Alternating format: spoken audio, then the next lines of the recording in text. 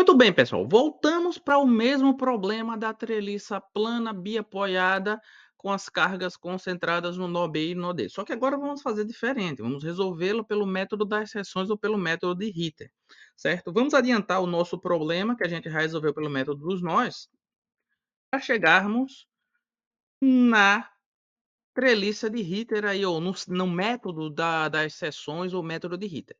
O que é que consiste o método de Ritter? Lembrando, o método dos nós ele consiste em avaliar nó a nó a treliça de forma global e eu vou encontrar como ela se comporta, ou seja, todas as barras estão sujeitas a tração ou compressão, qual delas? No método de Ritter, não. A gente vai escolher quais as barras a gente tem necessidade de fazer a avaliação, então a gente não precisa calcular a treliça total. Vocês vão perceber que a depender do tipo de barra que você quer calcular, o problema fica extremamente simples. Então vamos lá. A ideia agora, eu não quero calcular a barra inteira, eu quero apenas saber a tensão ou os esforços internos na barra AB e AD. Vamos lembrar aqui os esforços na barra AB, ele é de 750 kN de tração, negativo, e o esforço na barra AD é de 450 newtons de compressão. Muito bem. Então, já sabendo disso, vamos para o problema do método de Ritter.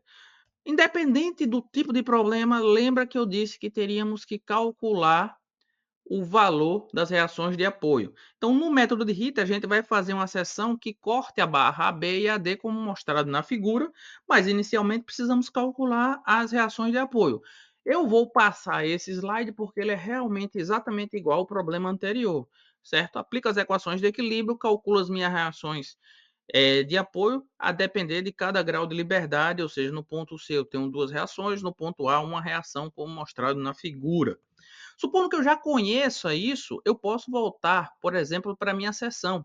A minha seção eu posso aplicar o princípio da transmissibilidade, ou seja, o meu FAB está numa barra lá, eu posso transladar ele ao longo do seu eixo de ação, lembrando do começo do curso. Mesma coisa o FAD, eu posso transladar ele da barra para o nó. Isso não vai alterar o equilíbrio do problema. E eu vou agora aplicar as equações de equilíbrio. O somatório das forças em x tem que ser zero e em y também. Em x eu tenho o FAD, que eu não conheço, tenho o FAB, que eu preciso decompor, cosseno θ. Novamente, em y eu tenho o RAY para cima, que eu conheço, já calculamos, mais o FAB seno θ para cima. O meu RAY é 600 newtons, então eu tenho que o meu FAB vai ser o RAY dividido pelo seno θ, que a gente também já calculou inicialmente, é só voltar aí, dá 53,13. Então, o meu FAD deu 450, como havíamos previsto anteriormente pelo método dos nós.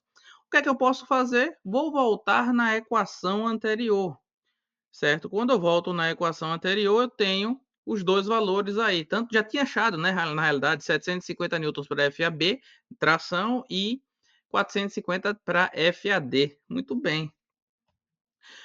Muito bem, suponha agora que esqueça o problema anterior e vamos para um novo problema. Agora eu quero achar as tensões, os esforços na barra BC, na barra BD e na barra AD. Ou seja, eu vou precisar, obviamente, aplicar uma seção em que eu corte essas barras. Então, eu tenho o FBC, o FBD diagonal, porque minha barra está diagonal, e o meu FAD também na horizontal. As duas cargas agora aparecem, tanto a minha reação de apoio em A, que é 600, já calculamos, quanto a carga de 400 lá no ponto B, certo?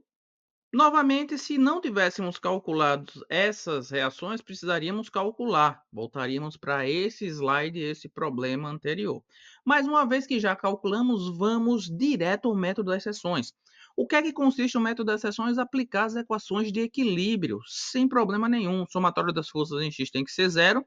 Nesse caso, eu tenho o meu FBC mais o FAD positivo, mais o FBD vezes o cosseno de θ. Como ela está inclinada, eu preciso decompor ela na direção horizontal, certo? Não tenho mais nenhuma equação, isso aqui é igual a zero. Só que eu tenho três incógnitas agora, que eu não sei, certo? O que é que eu vou fazer? Aplicar o somatório das forças em Y. Em Y eu tenho 600, minha reação de apoio em A, menos 400, que é o meu PY, menos FBD seno θ. Então, eu tenho essa segunda equação. O meu FBD vai ser RAY menos PY seno θ, achei de 250 newtons. Muito bem, o que é que eu posso fazer agora? Aplicar os momentos, né? Somatório dos momentos, eu vou aplicar ele no local onde eu vou anular o maior número de incógnitas, para que eu não tenha problema. O maior número de incógnitas a ser anulado é no ponto B, porque princípio da transmissibilidade. FBC, se eu trouxer para o ponto B, ele não causa momento, da mesma forma que FBD. Então, vamos aplicar o momento aqui. E eu anulo também a carga PY. Então, eu tenho RAY, que é 600 vezes L6, que é 3 metros, distância, braço de alavanca até o ponto B, mais ele entra negativo porque o meu sentido é anti-horário, mais o FAD, que é a horizontal embaixo aqui, vezes o tamanho, a altura dele aqui, que vai ser a L5, que é igual a 4 metros. Organizando aqui, encontro o meu FAD de 450 newtons. Como eu já encontrei o FBD, eu posso retornar na primeira equação aqui, ó, FBC mais FBD cosseno θ mais FAD. Eu quero o FBC. Organizando aquela equação, eu vou encontrar de 600 newtons, como a gente já havia calculado no método dos nós. Então, pessoal, é isso que a gente tem para a aula de hoje. Então, resolvemos o mesmo problema, agora pelo método das seções. Lembra a diferença? Método dos nós, resolvo globalmente. Método das seções, resolvo localmente o problema de treliça. Certo? Espero que vocês tenham aprendido. Se não aprendeu, vamos fazer mais exercício para que sedimente esse conhecimento e você nunca mais tenha problema em avaliar esse tipo de sistema estrutural. Um grande abraço e até a próxima aula.